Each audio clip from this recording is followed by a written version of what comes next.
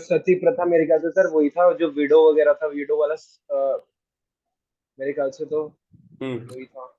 Hmm. I am window का क्या? गेसिंग विडो वाला जो सिस्टम था वही था ना, मतलब हम्म। अच्छा, मतलब ये उनके हस्बैंड के डेथ के बाद उनको भी उनके साथ मतलब अपनी लाइफ को त्याग देना होता है, मतलब सती हो जाना होता है, जल जाना होता है। एग्जैक्टली। Yes sir. तो यस सर। तुम लोगों ने सही बोला। Socio economic reform, socio religious reform movements we are studying today, पढ़ रहे हैं हम लोग। सबसे पहले हमने ब्रह्म समाज पढ़ा। ब्रह्म समाज में राजा राम मोहन राय ने सबसे पहले आत्मीय सभा बनाई 1815 में, ही फाउंडेड आत्मीय सभा। देन इन 1828 इसको आत्मीय सभा को कन्वर्ट कर दिया गया ब्रह्म समाज, ब्रह्म सभा में, अगस्त 28 में, ठीक है, कलकत्ता के अंदर।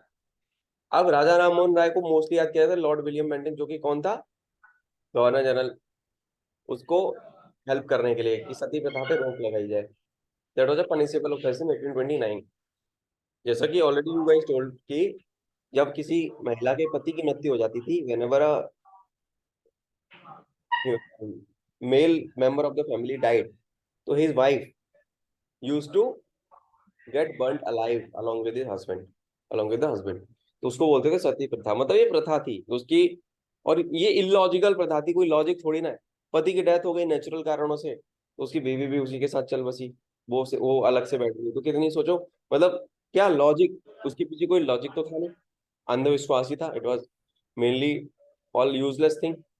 सो दैट्स व्हाई तो ये लोग इससे फ्री होना चाहते थे, और इसमें इन्होंने हेल्प करी, ठीक है। तो ये वाला जो पॉइंटर है ना, this pointer is very very important, please remember this thing. Then came young Bengal movement बेटा। Henry Vivian Derozio who was the founder of young Bengal movement, ये फाउंडर था इसका। फिर आया आर्य समाज। अब आर्य समाज को फाउंड किया था, Arya Samaj was being founded by Acharya Swami Dayanand Saraswati, Bombay में 1875। अब ये question also appeared in the exam, who founded Arya Samaj and when. ये तुम पीवाईक्यूज में जाना, you go to the previous year question paper, you will see this question happening a lot of times, है ना। He also wrote his book Satyarth Prakash. ये question भी आया हुआ है, out of all these question which one is not correct about ब्रह्म समाज,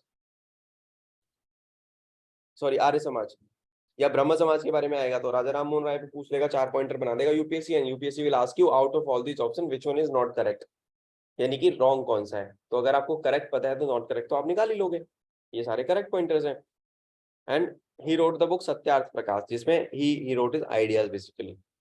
first Dayanand Anglo Vedic school was founded in 1886 in Lahore. You know DAV schools, DAV school पता है,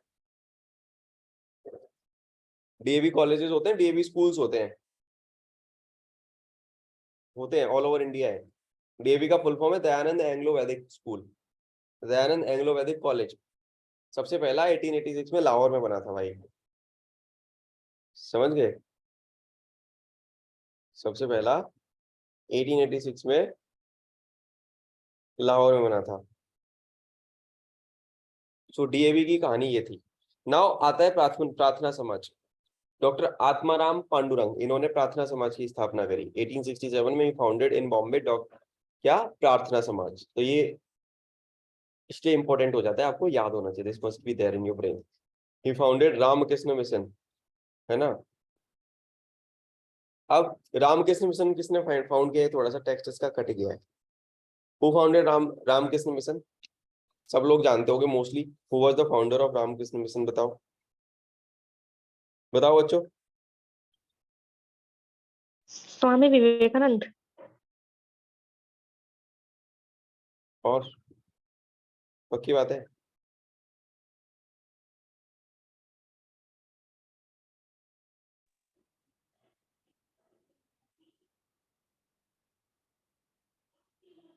you know a quote, arise awake and stop not till the goal is reached, किसने दिया था statement, Swami Vivekananda, ठीक है। और हम लोग जानते हैं, हमने बचपन से उनके बारे में पढ़ा है। तो जब स्वामी विवेकानंद की बात हो रही है, तो इनका मेरी लाइफ में बहुत ज्यादा प्रोफाउंड इन्फ्लुएंस रहा है हमेशा से। तो ये फाउंडेड रामकृष्ण मिशन एट बेलूर, बेलूर मठ है, it is in Howrah, Howrah is in कहाँ पे Howrah? Kolkata West Bengal. Kolkata West Bengal. West Bengal. So that is the thing. Now there is a quote of Swami Vivekanand that you guys must follow in your life. कि क्या था वो कोट? कोई बच्चा बताना चाहेगा? स्वामी विवेकानंद का कोई कोट ऐसा जो आप बताना चाहो? उठो जागो और लक्ष्य प्राप्ति तक रुको मत. Yes. वो ऐसा उठो जागो रुको मत जब तक लक्ष्य प्राप्त नहीं हो जाता. That was the Hindi meaning of it. And English में जो उनका एक कोट था कि arise awake and stop not till the goal is reached. ठीक है ना? Arise awake and stop not till the goal is reached. Yashasvi मेरी किताब ले गई है. यशस्वी अगर यहाँ पे क्लास में शायद है नहीं अभी, तो उसमें मैं कोट्स लिखता था जब मैं छोटा था ना, when I was preparing for my SSB to motivate myself basically, है ना. तो I used to write quotes. तो वो कोट्स में लिखता था और उसमें एक और जो कोट था, that was a very famous quote that was there, है ना. मैं बता देता हूँ. वो था कि think of an idea, dream of it, think about it, sleep on it, eat on it, है ना. Let every part of your body be full of that idea. Then you will see that manifest into reality. है ना. कहते हैं ना, एक चीज पे when you focus upon, strength is life, weakness is death, है ना. ये उनका एक वो था, expansion is life, contraction is death. ये उन्होंने बोला था. और एक उन्होंने दिया था, talk to yourself once in a day, है ना. और वो जब यूएस में गए थे तो ही वाज वेरी वेरी प्रोमिनेंट. उनकी एक बहुत बड़ी he was mainly famous for, जब उन्होंने यूएस में जाके बोला था ना, मेरे प्यारे अमेरिकी भाइयों और बहनों, ही गेव दैट थिंग. उसकी वजह से उनका बहुत ज्यादा नाम हुआ था world wide. He was very very famous then. ठीक है. तो स्वामी विवेकानंद की आपको, I will recommend to read autobiography of Swami Vivekananda. मैंने तो पढ़ी है, बहुत नेक्स्ट लेवल है. ठीक है. So you must read it. Sir ऐसा कुछ है ना, वो ऑटोग्राफी ऑफ योगी, ऐसा कुछ मतलब जो अभी नहीं है, क्या वो बुक मिलती नहीं है. Autobiography of Yogi. ऑटोबायोग्राफी पे योगी मिलती है यार? क्या बात कर रहा है. मेरे पास है, मेरे पास तो है. ढूंढनी पड़ती है, सब मिलता है दुनिया में. ठीक है ना. अगर आप फौज का पेपर पास करना चाहते हो, अगर आपने स्वामी विवेकानंद का एक वो थॉट पकड़ लेना कि उठो जागो रुको मत जब तक लक्ष्य प्राप्त नहीं हो जाता, या फिर arise awake and stop not till the goal is reached, you will make it. ठीक है. At one point of time in your life you need to get into that zone, जब आपको लाइफ में केवल एक ही चीज की पड़ी होती है, वो है मुझे करना है यार. I want to do it. There is no other way left. I need to just do this thing only. समझ रहे हो? So be in that zone for 5-6 months, you will see your life turning around. Every opportunity will be opened upon. Every possible resource will be coming into play. Everyone will help you out. सब कोई तुम्हारी help करने के लिए आगे आएगा. जो required लोग होंगे, रिसोर्सेज होंगे, अपने आप आएंगे. But you need to think, कि you need to think about it. Most of the time, all the time, you have to think only one thing. I want to become an officer. I want to become an officer. ठीक है. So that is the thing. अब आता है अगला, theosophical society. बच्चों, तो basically theosophical society was founded in New York का है. It is in USA. 1875 है. Madam HP Blavatsky, she was a Russian lady. Henry steel Olcott, he was an American colonel. In 1893, Miss Annie Besant arrived and took over the leadership of Theosophical Society after the death of Olcott. Annie Besant founded the Central Hindu School along with Madan Mohan Malvi at Banaras, जिसको कि बाद में Banaras Hindu university के रूप में famous कर दिया गया. BHU, अभी now BHU is IIT BHU. ठीक है. तो थियोसॉफिकल सोसाइटी के फाउंडर कौन थे? HP Blavatsky and Henry steel Olcott, है ना. बाद में इनका नाम लीडरशिप पे जोड़ दिया गया, इसका एनी बेसेंट का. इस तरीके से था. Then came Jyotiba Phule. Jyotiba Phule founded सत्य शोधक समाज. Who founded this, who did what, which year, क्या नोटेबल काम किए, ये जानना जरूरी है बिकॉज क्वेश्चन आता है. ठीक है. याद रखना सारी चीजें. 1873 फाउंडेड सत्य शोधक समाज against the caste system, to fight against the caste system. There was a caste system. How many चार बोलते हैं ना, चार वो हैं, श्रेणियां हैं, the 4 type of people in the country. कौन कौन सी हैं वो बताओ? चार ब्राह्मण, क्षत्रिय, शूद्र और एक क्रोनोलॉजी में बताओ, क्रोनोलॉजी में जैसे ब्राह्मण, क्षत्रिय, ब्राह्मण, क्षत्रिय, वैश्य और शूद्र। ब्राह्मण हो गया, जैसे बाई कास्ट है ब्राह्मण, ठीक है, तो ब्राह्मण हो गए पंडित लोग, तो उनको हाई कास्ट माना जाता था। क्षत्रिय लड़ने वाले योद्धा जो होते हैं, क्षत्रिय लोग हो गए, वॉरियर्स, उनको क्या बोला जाता है? They were being called as people who were basically involved in war, they were being called as Kshatriya, ठीक है, राजपूत हो गए, है ना। और मराठा हो गए, तो ये क्षत्रिय में काउंट करे जाते थे। वैश्य, इसको if I to tell you in शुद्ध हिंदी, बनिया इसको बोल सकते हो, ठीक है। Someone who was basically involved in trade, commerce, business. And then शूद्र में वो सारे लोग आ गए जो वर्किंग क्लास मान सकते हो, जो कि घुड़सवार हो गए, चरवाहे हो गए, ये राजा वगैरह के यहाँ पे काम करने वाले हो गए। इस तरीके से समाज को बांटा गया था, ठीक है। अब तो हम बहुत ज्यादा उसमें अभी भी usually don't compare people on the basis of their caste. और अगर हम फौज में भी जा रहे हैं तो यू गाइस ऑलरेडी नो कि देश के अंदर एक इकलौता ऐसा एग्जाम है जहाँ पे कैटेगरी की बात केवल फॉर्म भरते टाइम करी जाती है। एसएसबी में आपको डिवाइड किया जाता है कि आप जनरल के इधर आ जाओ, या आपको सीडीएस में कट ऑफ अलग अलग रिलीज होती है, जनरल की इतनी, ओबीसी की इतनी, SC ST की इतनी, ऐसा होता है सीडीएस के एग्जाम में। बताओ, have you guys seen any defence exam bifurcating you on the basis of your caste? Have you seen it? No नहीं। No sir. That's why मेरे को सर फौज एक ये एग्जाम, एक ये एग्जाम है जिसमें मतलब पार्शियलिटी वगैरह नहीं होती है, बाकी सब होती है गवर्नमेंट एग्जाम में। हर जगह गंद मची हुई है, इसलिए मुझे नहीं तो फौज, सर जनरल हाँ जनरल वालों को दिक्कत ही होती है हर जगह। भाई बाकी कोई सर मैं बता रहा हूँ आपको, कोई फायदा नहीं general जेई होने मेंस का मैंने जेई का मैंने पेपर दिया था, मेरी 80.09 परसेंटाइल आई थी। तो सर और जो SC ST और OBC वाले थे ना, उसकी जो कट ऑफ गई थी वो गई थी 70%, हमारी कट ऑफ गई थी 90%।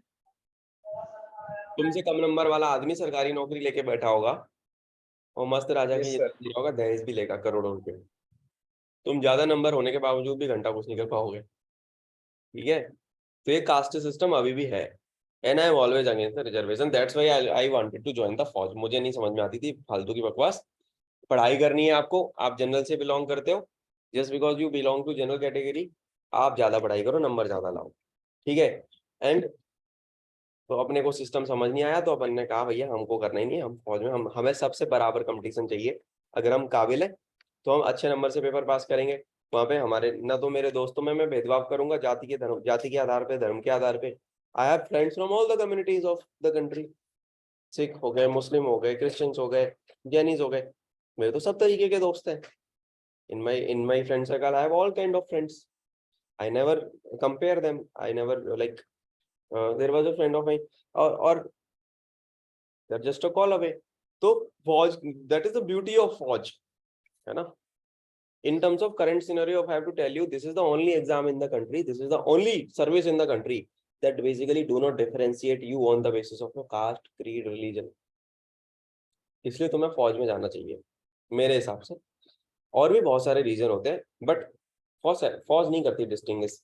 आज तुम लोगों ने डिफेंस के अवार्ड्स देखे थे, I have sent you president वाला वीडियो देखा था सबने? You guys might have seen that video. Yes sir. Shaurya Chakra and Kirti Chakras were being awarded to martyrs, जो युद्ध के दौरान शहीद हो गए या जिन्होंने ब्रेवरी, असाधारण वीरता का प्रदर्शन किया, उन लोगों को मिल रहे थे, है ना। उसको देख के तुम्हें आई थिंक गूज बम्स भी आ रहे होंगे, है ना, देख के गूज बम्स आ रहे होंगे। ये वो लोग हैं जो CDS और NDA वाले पास करके गए हुए हैं, ठीक है, वो लोग भी पढ़ाई करके गए भाई। They went inside, they studied, they went into merit, they went into training, they completed their training, they served, and this is their job. One of my brother is a Shaurya Chakra awardee. He is in RR.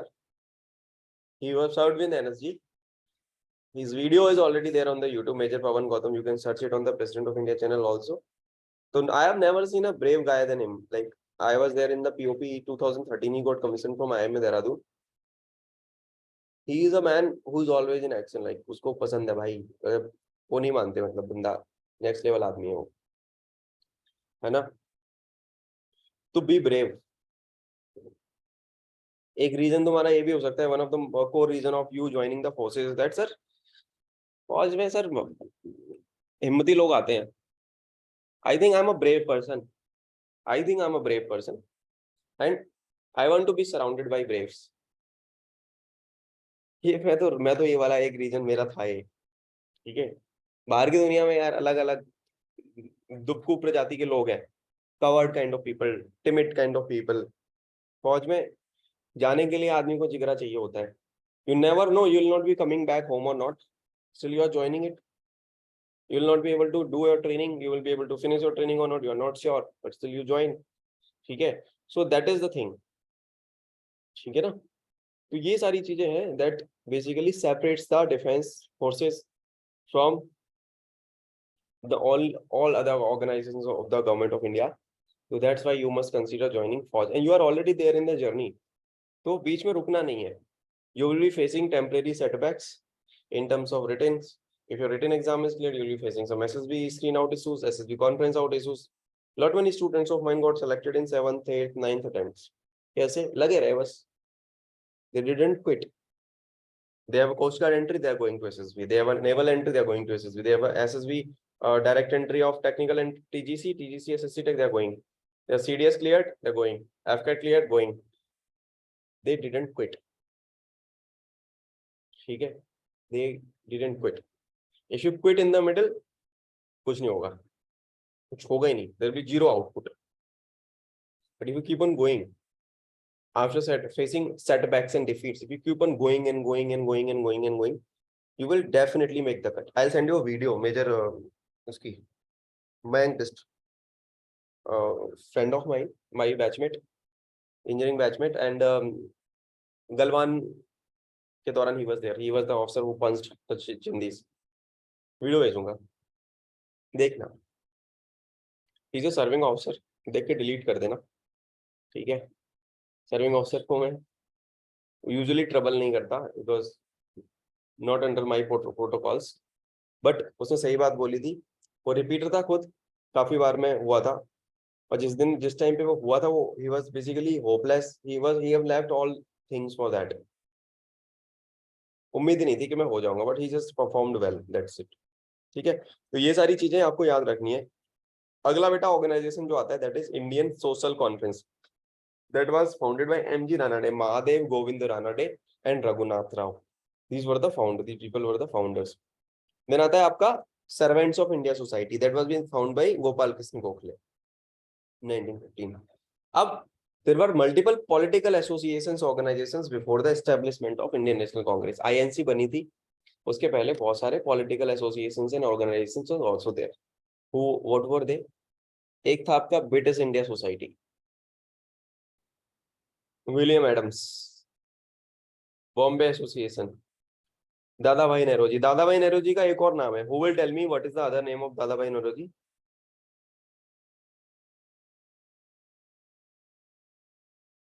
इनको बोला जाता है grand old man of India. ठीक है. दादा भाई नेहरू जी को बोला जाता है grand old man of India. तो इस question is appeared in the AFCAT. जिस बच्चे का एफकेट है, पीवाई की उठाओ, देखो ये क्वेश्चन तुम्हें 5 से 6 बार रिपीट मिलेगा. ठीक है. दादा भाई नेहरू जी का जो क्वेश्चन है ना, 5 से 6 बार आपको रिपीटेड मिलेगा. इनको grand old man of India बोला जाता था, या फिर इनको अनऑफिशियल एम्बेसडर ऑफ इंडिया भी बोला जाता था. ठीक है. बहुत अपने टाइम का बहुत वो थे. और ये कांग्रेस के प्रेसिडेंट भी रहे थे. 1886 से 87 में रहे थे. 1893 से 94 में रहे थे. 1906 से 19 3 times he was the president of INC. INC के नोट्स अलग से दूंगा, इंडियन नेशनल कांग्रेस में पढ़ाऊंगा कौन कब था, किस सेशन में कौन प्रेसिडेंट था, क्या आउटकम निकला. I will tell you that also when we will be coming to it. तो this question is that's why important in CDS also, कि दादा भाई Naoroji was the grand old man of India. ठीक है. इन्होंने एक बुक लिखी थी. इनकी एक बुक थी. There was a book being written by him, poverty and un British rule in India, इनकी ये वाली किताब थी जिसमें इन्होंने पूरा सिस्टम समझाया था कि ये होगा तो क्या होगा, ठीक है ना। Poverty and un British rule in India, this book was being written by Dada भाई नौरोजी। क्वेश्चन आ रखा है पेपर में, इसलिए मैंने लिख दिया यहाँ पे। अब आता है पूर्ण पूर्ण सार्वजनिक सभा, 1867 पूना में, करंटली पुणे, एमजी रानाडे, जीवी जोशी एंड चिपलांकर, इन्होंने बनाया था। This was being made by him. Then came Indian society बेटा, then came what, Indian society, Anand Mohan Bose, 1872, founded in London. Then came आपका Madras Mahajan Sabha, 1884 Madras, M Viraraghavacharya, G Subramaniam Aiyar and P Anandacharlu, इन लोगों ने बनाया था। These people actually founded it. तो यहाँ पे ये कुछ ऑर्गेनाइजेशन है, सोशो, ये आपके पॉलिटिकल ऑर्गेनाइजेशंस हो गए, या फिर आपके सोशो रिलीजियस रिफॉर्म मूवमेंट्स हो गए, ठीक है, या फिर ऑर्गेनाइजेशंस हो गए बेसिकली, जिनके बारे में मैंने बताया तुम्हें। और ये तुम्हें जानना भी जरूरी है, क्योंकि एग्जाम में क्वेश्चंस बनते हैं इनसे, क्योंकि ये हिस्ट्री का एक इमेंस पार्ट है ना, इससे आप बच नहीं पाओगे, ठीक है। समझ में आया? किसी बच्चे के मन में कोई सवाल या कोई डाउट तो नहीं है? कोई डाउट है तो मेरे से पूछ लो। बस 2 पेज ही है आज के लिए कवर करने के लिए तुम्हारे लिए। अब मैं बताता हूँ आगे हम क्या करने वाले हैं, अब थोड़ा सा समझ लो। आगे मैं तुम्हें पढ़ाऊंगा नेशनल मूवमेंट पे, हम चलेंगे यहाँ से, हम मॉडर्न में घुसते जा रहे हैं धीरे धीरे। Emergence of the Indian national Congress कैसे बनी, ठीक है, एओ हमने बनाई थी, सिविल सर्वेंट था, रिटायर्ड ब्रिटिश गवर्नमेंट का, है ना, कौन कौन से सेशन इंपॉर्टेंट रहे। अब यहाँ पे मैंने दिया है कि इस सेशन में कहाँ पे हुआ, कौन प्रेसिडेंट था, ठीक है। फिर इंडियन नेशनल मूवमेंट आ गया। मतलब ये तो कांग्रेस, ये तो एक ओवरव्यू दूंगा इसके माध्यम से, पर अलावा इसके अलावा पैरेलल में और भी नोट्स में आपको दूंगा, जिसमें कि पूरा का पूरा मेजर एक चंक है जिसको जानना जरूरी है, और उस पर क्वेश्चंस किस तरीके के बनेंगे उसको भी अपन कवर करेंगे, ठीक है बच्चों।